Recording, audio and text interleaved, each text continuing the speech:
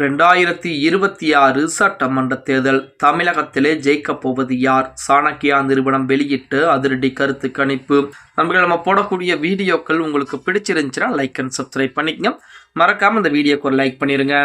தமிழகத்தை பொறுத்த வரைக்கும் 2026 சட்டமன்ற தேர்தல் என்பது கடந்த தேர்தல்களைப் போல இல்லாமல் மிக விறுவிறுப்பான ஒரு தேர்தலாக இருக்க போகிறது அப்படின்னே கூட சொல்லலாம். ஏனென்றால் தமிழக வெற்றி கழகத்துடைய வருகை என்பது அதிமுக, திமுக போன்ற கட்சிகளுக்கு மிகப்பெரிய ஒரு அதிர்வுகளை ஏற்படுத்தி கொண்டிருக்கிறது.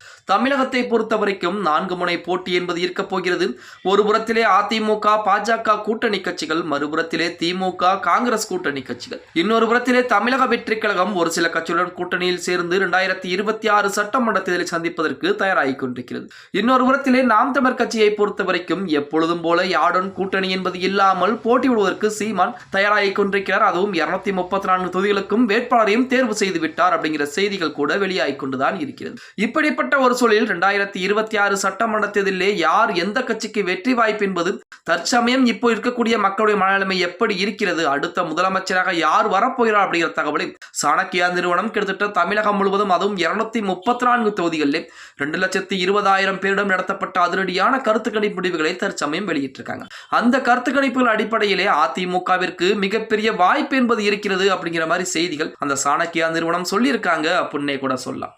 அதாவது தமிழகத்தை பொறுத்த வரைக்கும் அடுத்த முதலமைச்சராக யார் இருக்க வேண்டும் என்று கேட்கப்பட்ட கேள்விக்கு 40% மக்கள் எடப்பாடி பழனிசாமியை தேர்வு செஞ்சிருக்காங்க. அதுக்கடுத்து 35% மக்கள் பார்த்தீங்க அப்படின்னா நமது திமுக தலைவர் ஸ்டாலினை தேர்வு செய்திருப்பதாக சொல்றாங்க. அதுக்கு அடுத்தபடியாக 20% மக்கள் விஜய் அவர்களுக்கும், 5% மக்கள் பார்த்தீங்க அப்படின்னா சீமான் அவர்களுக்கும் ஆதரவாக வாக்குகளை தெரிவிச்சிருக்காங்க.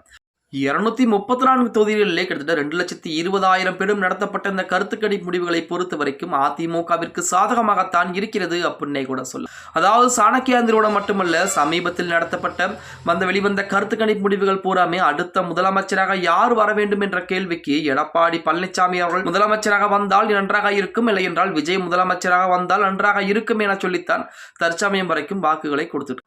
ஆனால் தேர்தல் வரக்கூடிய நேரத்திலே இந்த கருத்து கணிப்பு முடிவுகளில் மாற்றம் என்பது ஏற்படுவதற்கு அதிகப்படியான வாய்ப்புகள் என்பது இருக்கிறது அப்படின்னே கூட சொல்லலாம். இப்போதைக்கு தமிழக மக்களுடைய மனநிலைமை என்பது 40% அதிமுகவிற்கும், 35% திமுகவிற்கும், 20% நமது தமிழக வெற்றி கழகத்திற்கும், மீதம் இருக்கக்கூடிய 5% நாம் தமிழர் கட்சிக்கும் என தற்சமயம் வாக்குகளையும் கொடுத்திருக்காங்க. இந்த எடுக்கக்கூடிய கருத்து கணிப்பு முடிவுகள் தான் இறுதியானதா? இதை போலதான் 2026 சட்டமன்ற தேர்தல் நடந்து முடிக்குமா அப்படின்னு பார்த்தா கிடையவே கிடையாது.